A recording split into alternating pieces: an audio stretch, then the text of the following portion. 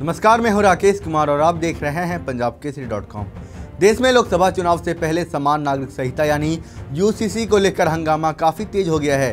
देश की कई पार्टियां इसके समर्थन में है तो कुछ पार्टियां विरोध भी कर रही है और इन सब के बीच प्रधानमंत्री नरेंद्र मोदी के द्वारा दिया गया बयान चर्चा का विषय बन गया है, जहां पीएम मोदी ने भोपाल में बीजेपी के बूथ कार्यकर्ताओं को संबोधित करते हुए कहा कि एक घर में दो नियम हो तो क्या घर चल पाएगा। ऐसे में दोहरी व्यवस्था से देश कैसे चलेगा। जिसके बाद प्रधानमंत्री मोदी के बयान के बाद सियासी घमासान शुरू हो गया है। विपक्षी दलों ने इसे आम मुद्दों से ध्यान भटकाना बताया है, तो वहीं मुसलमानों की सबसे बड़ी संस्था all India Muslim personal law board ने बैठक बुलाई। इसमें इस मसले पर चर्चा की गई। बैठक में यूसीसी को लेकर एक ड्राफ्ट बनाने का फैसला लिया गया है, जिसे विधि आयोग को सौंपा जाएगा। ड्राफ्ट में शरीयत के जरूरी हिस्सों का जिक्र होगा। तो आइए जानते हैं कि पर्सनल लॉ के तहत मुसलमानों को क्या छूट मिली है और यूसीसी के आने से क्या इसका असर होगा, जिन्हें लेकर मुसलमान परेशानी में हैं। दोस्तों, भारत में मुसलमान पुरुषों को 4 शादी की इजाज़त है। एक धारणा है कि मुस्लिम पुरुष ज़्यादा शादियां करते हैं, लेकिन भारतीय मुसलमानों में एक से अधिक शादी का चलन हिंदुओं या दूसरे धर्मों की तरह ही है। हालांकि 1961 के बाद से जनसंख्या के दौरान बहुविवाह के आंकड़े जारी नहीं किए गए।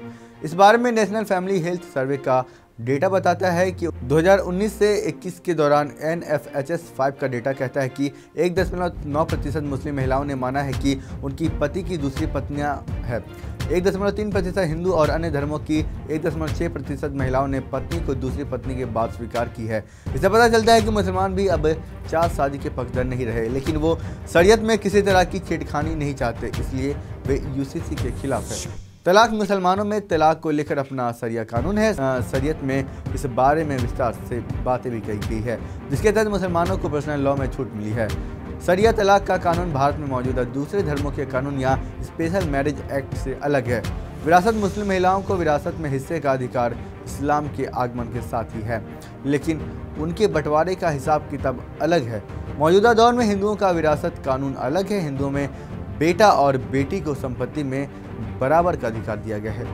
मुसलमानों को इस मामले में हस्तक्षेप का डर बना हुआ है। दोस्तों, इस्लाम में गोद लेने की इजाज़त भी नहीं है। भारत में गोद लेने का अधिकार है, लेकिन पर्सनल लॉ के कारण मुसलमानों को इस कानून से बाहर रखा गया है। इस वजह से कोई बेऔलाद शख्स किसी बच्चे या बच्ची को गोद नहीं ले सकता। शादी की उम्र भारत में लड़कियों की शादी की न्यूनतम उम्र 18 साल रखी गई है, जबकि पर्सनल लॉ में मुस्लिम लड़की के लिए 15 साल के बाद शादी की अनुमति दी गई है। यह एक समस्या है कि भारत में बाल विवाह निषेध अधिनियम भी है, जो नाबालिग लड़कियों की शादी किए जाने को अपराध बताता है। इसी साल मार्च में सुप्रीम कोर्ट के सामने ऐसा ही मामला उठ चुका है, जिस पर सुप्रीम कोर्ट ने विचार करने पर कहा था। तो दोस्तों, कैसी लगी यह तमाम जानकारी हमें कमेंट करके जरूर बताएं और फिलहाल के लिए मुझे दीजिए इजाज़त। देखते रहिए पंजाब केसरी। धन्यवाद।